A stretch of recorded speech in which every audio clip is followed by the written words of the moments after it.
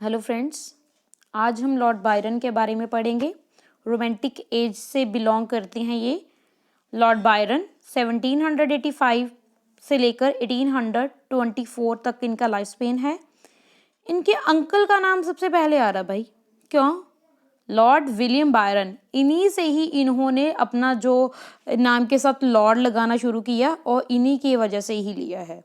Okay, तो इनका full name है गॉर्डन न्योल बायरन, मगर इन्होंने लॉर्ड है जो वर्ड वो अपने अंकल से लिया है, इसलिए सबसे पहले मैंने अंकल का नेम लिखा है। लॉर्ड विलियम बायरन इनके अंकल का नेम था। इनका फुल नेम था गॉर्डन नोएल बायरन, इनका नेम था। देन हम आगे बात करते हैं। यंगर रोमांटिक पोइट माने जाते हैं। He was called the romantic paradox. Romantic paradox बोलते हैं इनको। Of all the romantic poet, Byron was the most egoistical. तो सबसे ज़्यादा इनको ही egoistical बोला जाता है रोमांटिक पोइट में से। इनकी मदर का नाम कैथेराइन और फादर का नाम जॉन बायरन, जिनको मैड जैक भी बोलते थे उस समय। मैड जैक बोला जाता था इनके फादर को, ठीक है। देन आता है इनके फर्स्ट वर्क की तरफ। तो इनका फर्स्ट वर्क है hours of idleness. Hours of idleness ये 1807 में आया। ये रिप्लाई में लिखा था इनका जो work. English bards and the Scottish reviewers 1809 में इन्होंने ये वर्क लिखा। ओके, इसके ही रिप्लाई में। The she walks in beauty, ये बहुत अच्छी पोइम है, ये बहुत अच्छा वर्क है इनका। देन आ जाता है बेपो, ये एक स्टोरी है, story of Venice. Then Manfred, ये ड्रामेटिकल पोइम है जिसमें गॉथिक फिक्शन दिखाए गए हैं, क्विस्ट है। ये एक क्लोजेट ड्रामा है। क्लोजेट ड्रामा क्या होता है? जिसको हम सिर्फ पढ़ने के लिए होता है, स्टेज के परफॉर्म के लिए नहीं होता वो। देन केन, ये एडम एंड ईव की स्टोरी है, जिसमें एडम एंड ईव की थोड़ी सी स्टोरी बताई है। जो केन है, केन एंड एबल होते हैं, जो केन एबल को मार देती है अपने ड्रीम में, ये ऐसा कुछ दिखाया गया है केन में। Okay, the vision of judgement, ये response to a Southey's work, जो साउदी का वर्क था ऑक्टेवा रीमा, उसके वर्क रिस्पॉन्स में द विजन ऑफ जजमेंट लिखा था लॉर्ड बायरन ने। तो in this work he appreciate the King George third को अप्रिशिएट किया था इस वर्क में, द विजन ऑफ जजमेंट में लॉर्ड बायरन ने। देन डॉन जॉन ये बहुत फेमस वर्क है इनका, और ये वुमेनाइज सेड्यूस वर्क है। और ये इस वर्क में 16,000 लाइन्स हैं, 16 कैंटोज में फिनिश्ड हैं, जो 16 कैंटोज फिनिश्ड हैं इसमें, और 17 कैंटोज जो है वो अनफिनिश्ड है। ओके, बहुत फेमस वर्क है, चाहे अनफिनिश्ड है मगर फिर भी बहुत अच्छा है ये वर्क, बहुत फेमस वर्क है लॉर्ड बायरन का। तो और डिटेल से जानेंगे इनके बारे में। Lord Byron was a personification of the romantic hero. Romantic hero के पर्सोनिफिकेशन बोले जाते हैं लॉर्ड बायरन। इनके फादर, जब इनकी उम्र सिर्फ 3 साल की थी, जब ये इनके फादर की डेथ हो जाती है, जिसकी वजह से जो इनके अंकल हैं उन्होंने इनका पालन पोषण किया, जिनसे इन्होंने अपना टाइटल लिया लॉर्ड 1798 में। ओके, देन आ जाता है with the death in 1798 of his great uncle. Great uncle की इनकी डेथ हो जाती है, जिन्होंने इनका पालन पोषण किया। 1798 में डेथ हो जाती है। तो विक्ड फिफ्थ लॉर्ड बायरन, तो George become the sixth Baron Byron of a Rochdale heir of the Newstead Abbey. तो ये अपने यानी कि ये उसके मालिक बन जाते हैं, वीकन से न्यू स्टेड अबे के 6th बायरन। तो वहीं से उन्होंने अपना नेम लिया लॉर्ड बायरन। उनकी डेथ के बाद ये विक्ड थे 5th लॉर्ड बायरन। तो जॉर्ज थे, यानी कि इनका नेम था ना, तो इसी की वजह से ये 6th बैरन बायरन बने, और लॉर्ड इन्होंने अपने अंकल के नेम से ही लिया है। देन आता है Byron spend his early year. तो अपने जो अर्ली ईयर हैं उन्होंने एबरडन में किए, मतलब स्पेंड किए। हेयर वॉज एजुकेटेड, यहीं पे इन्होंने एजुकेशन ली हैरो स्कूल में। 1801 से लेकर 1805 में इन्होंने हैरो स्कूल अटेंड किया। 1805 से लेकर 8 तक इन्होंने ट्राइनिटी कॉलेज जो कैम्ब्रिज से एफिलेटेड है उसमें इन्होंने स्टडी की। He take part in a Greek war में भी इन्होंने पार्टिसिपेट किया। 1809 में 2 ईयर टूर पे भी गए ये of a number of a Mediterranean countries, बहुत सारी मेडिटेरियन कंट्रीज में भी ये टूर पे गए थे 1809 में। और 1811 में ये दोबारा से रिटर्न आए थे वापस इंग्लैंड में। 1812 में देखें इन्होंने पब्लिश किए थे, 2 कैंटोस पब्लिश किए थे चाइल्ड हेरोल्ड्स पिलग्रिमेज के। और 1815 में इन्होंने एनाबिला से शादी की और 1816 में यानी कि 1 साल बाद ही उनसे सेपरेट हो जाते हैं। 1816 में ये इंग्लैंड भी छोड़ जाते हैं और कभी भी दोबारा ये वापस नहीं आते इंग्लैंड में। 1816 में ये इन्होंने समर स्पेंड की पीवी शेले के साथ लेक जेनेवा में, और अब उनकी वाइफ मैरी के साथ। ओके, बीबी शेले की वाइफ थी ना मैरी शेले, उनके साथ।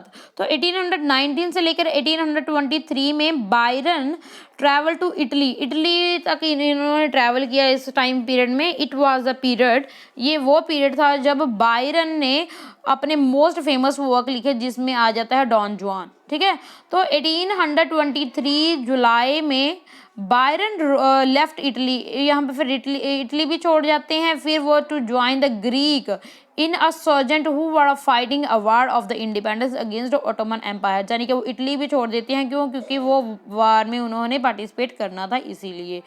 ओके, 1824 में अप्रैल 19 में वो मतलब मर जाते हैं, उनकी डेथ हो जाती है फीवर की वजह से मेसोलिनी में। अब मॉडर्न डे इसको हम ग्रीस बोलते हैं। ओके, इंपॉर्टेंट वर्क्स देखेंगे अब लॉर्ड बायरन के। फेमस पोइम्स हैं जिसमें आ जाती है मेजेफा 1819 में, the destruction of the Sennacherib 1815, the Giaour 1813, card the fragment of the Turkish tale, So Well Go No More A Roving 1817, The Caution 1814, When We Two Parted 1813।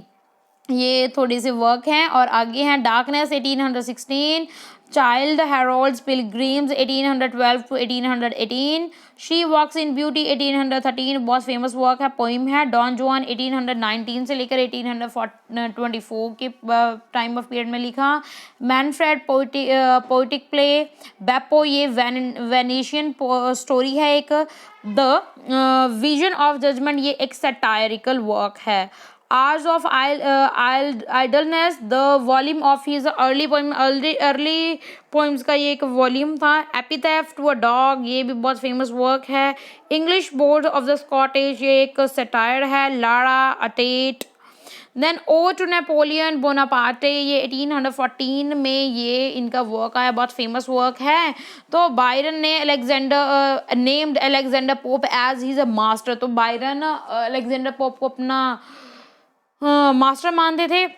In his work the employs heroic couplet for a satire affects in the manner of Alexander Pope, इस work में वो Alexander pope की तरह वो satire करते हैं, heroic couplet में लिखते हैं। और that work on charge of the master of the great public school. Okay, ये कौन सा वर्क है? On a charge of a master of a great public school.